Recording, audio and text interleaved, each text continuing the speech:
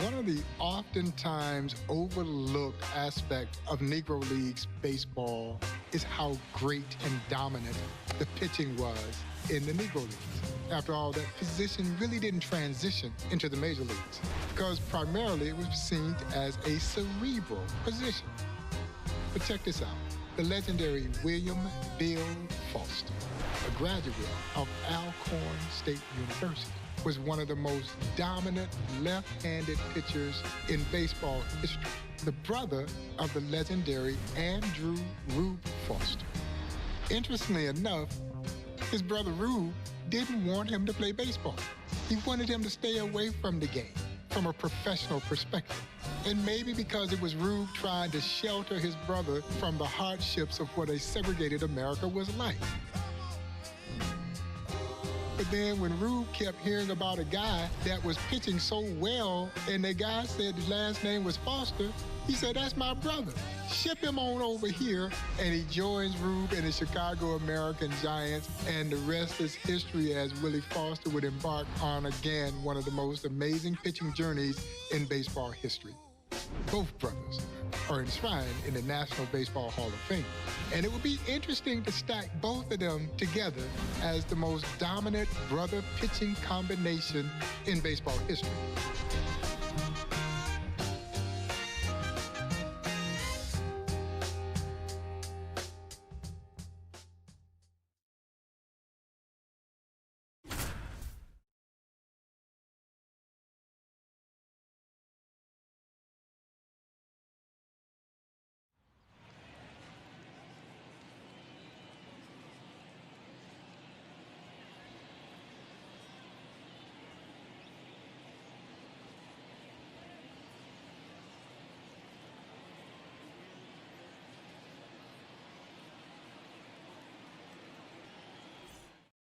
Ready to go. And now the first baseman, Bates.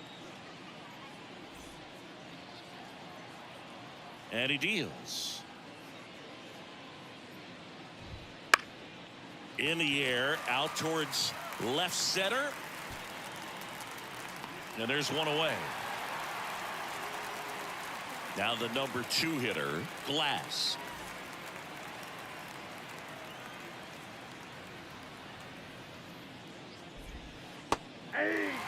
One out, bases empty. 0-1's the count. Bill Foster was an outstanding player long before his brother Rube called him to Chicago. When Bill was in 6th grade and just 13 years old, he made the Alcorn A&M college baseball team. Swing and a miss, struck him out. Jose Mendez now in the box, comes up empty with a swing there. Just off the outside edge, and it's a ball and a strike.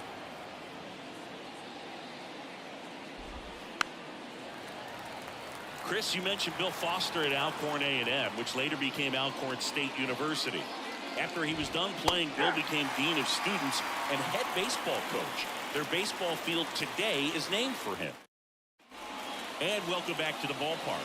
And now Hayes, the pitch. Right through there for a strike.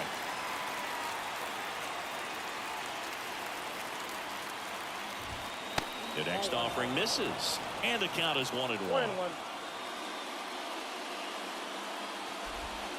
That misses off the outside edge.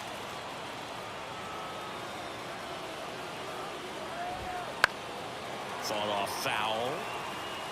Really great change of speeds. He goes off the off speed to the fastball, and the hitter doesn't know what's coming next. Knocks that one away, and we'll do it again.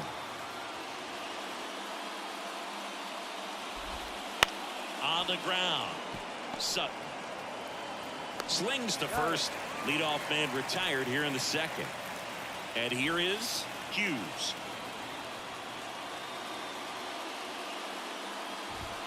There's the strike.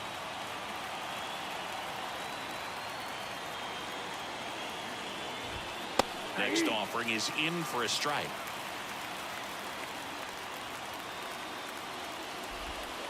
Got it. 3 strikeouts for Foster now. And now McDonald.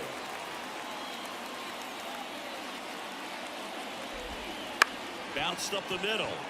And that chance handled. On the run, sends it over to first. Willie Foster, who stood about 6'2", weighed about 195, used his height and length and weight to dominate opposing hitters. Left-handed, blazing fastball, had a great early version of a slider, great changeup, great drop-off-the-table kind of curveball, all that he threw with pinpoint accuracy, which is what made him so difficult to hit. And no batter enjoyed stepping into the batter's box to face that.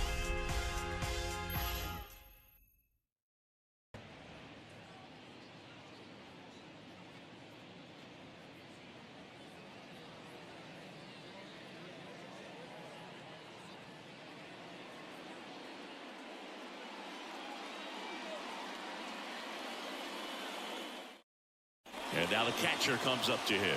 Gardner. The pitch.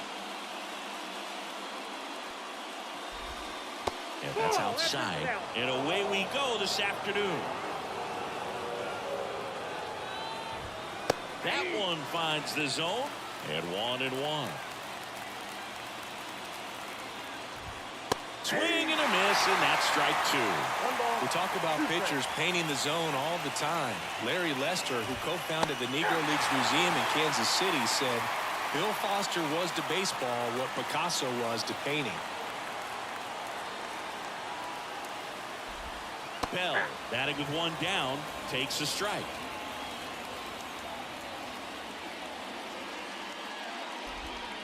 Next offering is in for a strike. Hall of Famer Hilton Smith talked about the way Foster pitched. He'd steal a high strike with a big overhand curve, then get you to flail at something in the dirt that started at your waist. Nasty stuff. Waters stands in here. Tried to hold back his swing there, but went around. Strike two. Chris, most pitchers would be happy with two pitches they could locate consistently. Bill Foster had 5. Must have been a nightmare for hitters, especially lefties like you. Man, I'd be guessing just about every time I stepped in. All set for the start of the inning. And now Kent.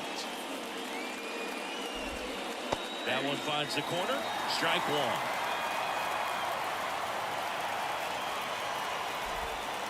There's the strike at the knees.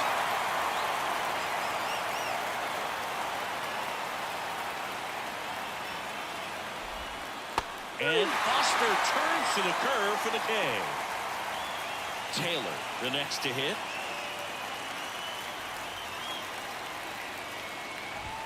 And one out, base is empty.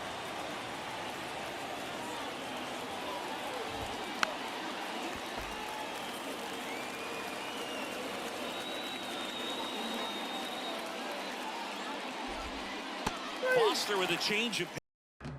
In 1926, Willie Foster won 26 consecutive games against all levels of competition, including major leaguers. And then he follows that up the very next year and goes 32-3 in one of the most amazing pitching performances in baseball history. Willie Foster was masterful, showcased it with some of the greatest teams in baseball history.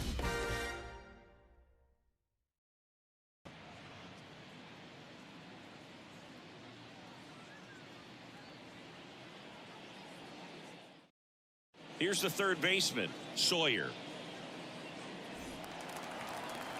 The pitch. Hey.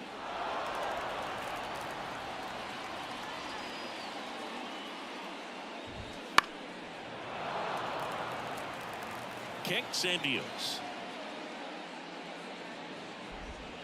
Swing and a miss, and he struck him out. And one away.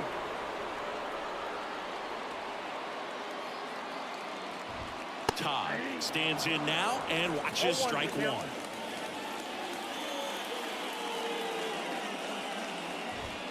That one catches the zone, and it's 0-2.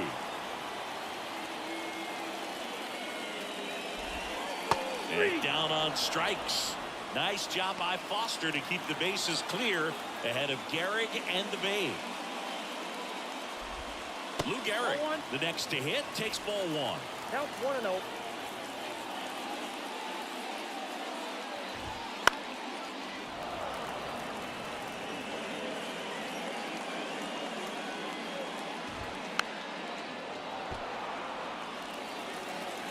Foster winds and fires. Foul ball still, a 1-2 count. 2 down, nobody on. And that's outside. And that's ball 2. And that one a little bit high.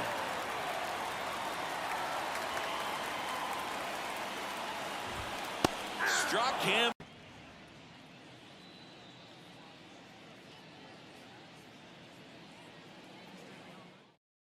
Now at the plate, Bates. And a pitch. That 1926 season with 26 straight wins was so magical for Bill Foster, and he was almost as good in 1927. He led the league in wins and strikeouts, and he helped Chicago win their second straight Negro League World Series. In plenty of time to first, 1 up, 1 down. Now the left fielder, Glass. And immediately pumps in a strike to the left-handed hitter.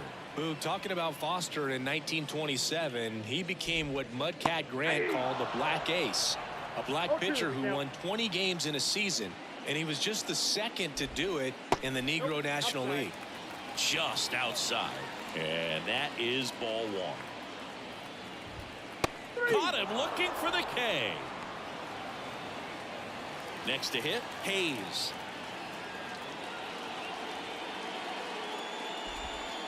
There's a strike. You brought up the Black Aces with 20 wins in a season, Chris.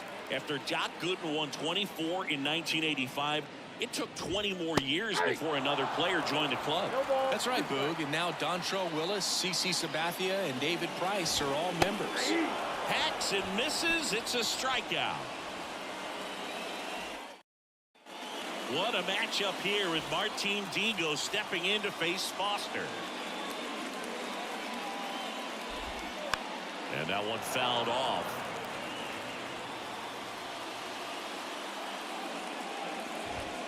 Comes up empty. That's strike 2. No ball, 2 strikes. Misses. Going to count 1 and 2.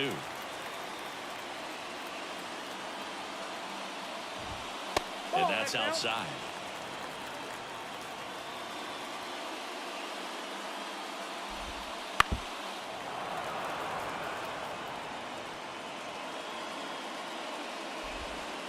Struck him out. Foster fans Digo.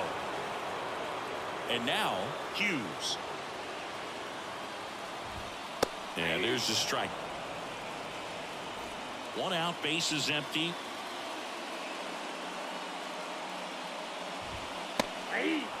Looks like a really good fastball today. You can hear that catcher's mitt pop it. Looking forward to hearing a lot of that one in this one. Cuts and misses. It's a strikeout. And now the center fielder, McDonald. Pitch misses, and that's ball 1. 2 outs, bases empty. Swing and a miss. And a count even at 1. 1 ball, 1 strike. A little out front there as he swings through 1 it. ball, 2 strikes. Swings through it, and that's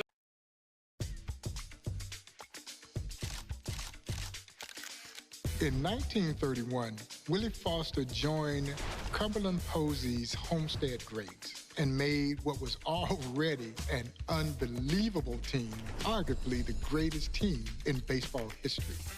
Foster would join future Hall of Famers Oscar Charleston, Satchel Paige, Josh Gibson, Boojum Wilson, and the legendary Smokey Joe Williams to form one of the greatest baseball clubs in baseball history. And Willie Foster helped pitch them to unparalleled heights.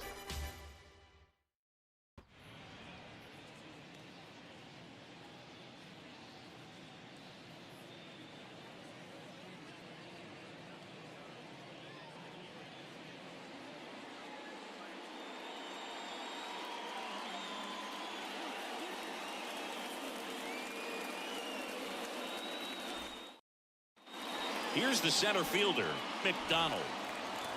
Foster back to work. And fouled off. Foster kicks and deals. 1-1. Big swing and a miss. 1 ball, 2 strikes. And a swing and a miss. Huge strikeout there. So digging in, Miller. Swings through that one. 0-1. 0-1's the count. Right through there for a strike. And down on strikes he goes. Foster just 1 out away from escaping danger. In the air, right field, Sellers. Sizing this one up. Pulls it down and he makes the catch. Willie Foster was the starting pitcher in the inaugural East-West All-Star Game in 1933. The East-West All-Star Game, the Negro League showcase event, debuted the same year as Major League Baseball's All-Star Game. And yes, it outdrew Major League Baseball's All-Star Game. Here's Willie Foster pitching a complete 9-inning game in an All-Star game. Think about that. Most All-Star Game pitchers go about 3 innings. Willie Foster towed the rubber for all 9 innings in helping the West defeat the East in the inaugural East-West All-Star Game.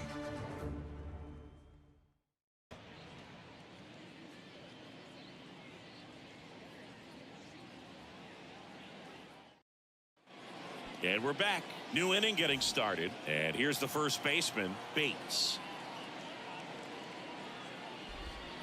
That one finds the zone. That's strike 1. Man, it's crazy how good Bill Foster was in the 1933 All-Star Game. The East team he faced had 6 Hall of Fame hitters, plus Rap Dixon and Dick Lundy. And he threw a complete game with a sore arm. Incredible.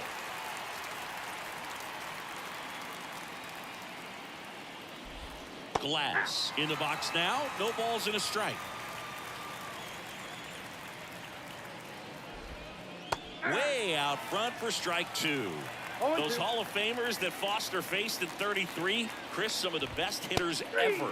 Josh Gibson, Cool Papa Bell, Oscar Charleston, Biz Mackey, Boone Wilson, and Judy Johnson.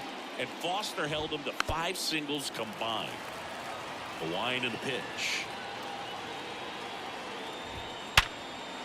Ripped on the ground to second. And it's a 1-2-3 inning.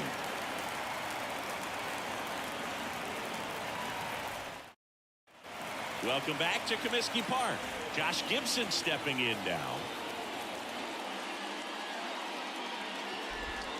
That one finds the zone, and that's strike 1.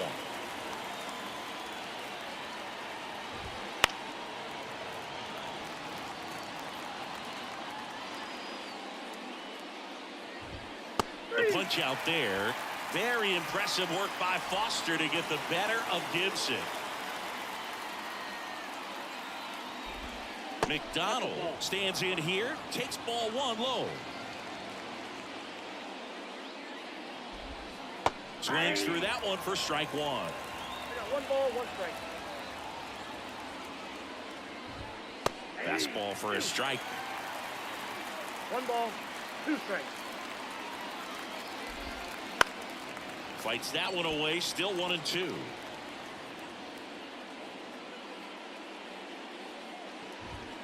And a swing and a miss.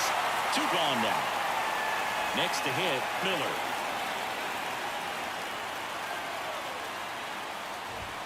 That catches the zone for a strike, and it's 0-1.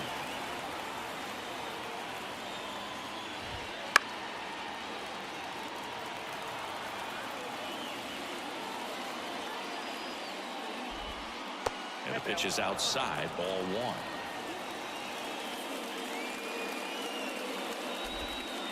Swing and a miss. Had him out front for the strikeout. And welcome back to the ballpark. All set to start the ninth in this one. Here's the shortstop at the plate, Murray. There's a strike.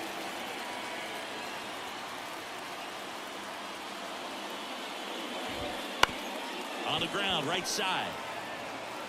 West steps on the bag. Now one gone in the ninth.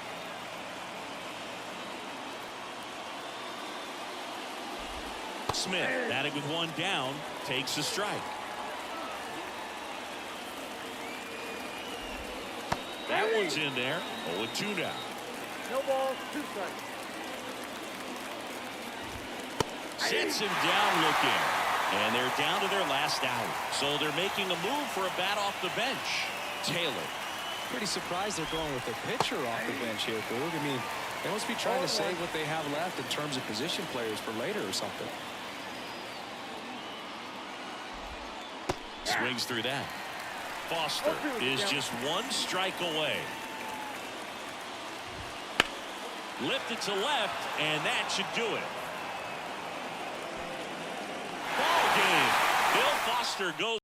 When the stakes were at its highest, that is when Willie Foster wanted the ball. There's some who don't want the ball when everything is on the line. Willie Foster was not one of those. No. The bigger the stage, the brighter he was. In a series against the Kansas City Monarchs, Willie Foster, with the Chicago American Giants, needing 2 victories to pull it out, pitched both ends of a doubleheader. Now, after winning the first game of the doubleheader, the manager basically polled the rest of the players to see who they wanted to pitch. And every one of them pointed to the great Willie Foster. And Foster did not let them down, defeating the Kansas City Monarchs in a remarkable doubleheader where he pitched both ends of that doubleheader.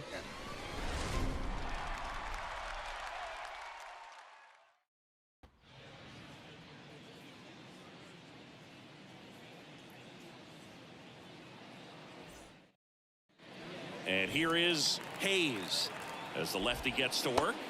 That one misses. Ball 1. Bill Foster didn't just pitch in both games of this doubleheader. He threw 2 shutouts.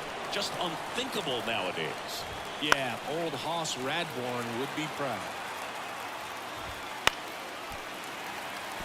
Definitely got the hitter conscious of the pitch inside. Really think the outer half is open. And a swing and a miss. Down on strikes. And that is a big first out. Hughes swings through it for strike 1. 0-1's the count. And that one fouled off. You brought up Foster's complete games, Boog. After he retired, Foster said he couldn't understand why Major League teams took 2 or 3 relievers in a game. He said, when we started a game, we finished it. Times have changed. With the go-ahead run at the plate, and we're in the top of the 8th. And a swing and a miss. Great job by Foster to get out of the jam. Back here at Southside Park, here's the second baseman, Miller. And that's in for a strike. 0-1. Swing and a miss as he was late that time. And down on strikes. And a strikeout for the first out here in the ninth.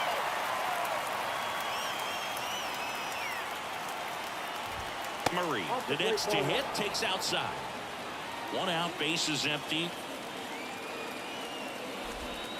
Swing and a miss. And the count 1-1. 1 ball, 1 strike. The 1-1 is fouled off. Clearly trying to stay back a little bit longer for that changeup as he fouls that fastball back. Goes down swinging for the strikeout. Now only 1 out remaining.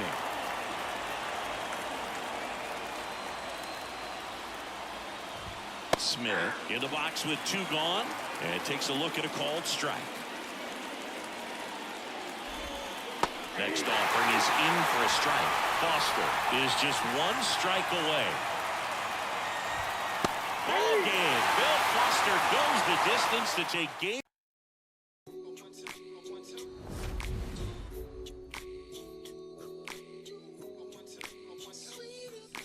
For me, Willie Foster epitomizes the player in the Negro Leagues because many of them were considered to be vagabonds, tramps, illiterate.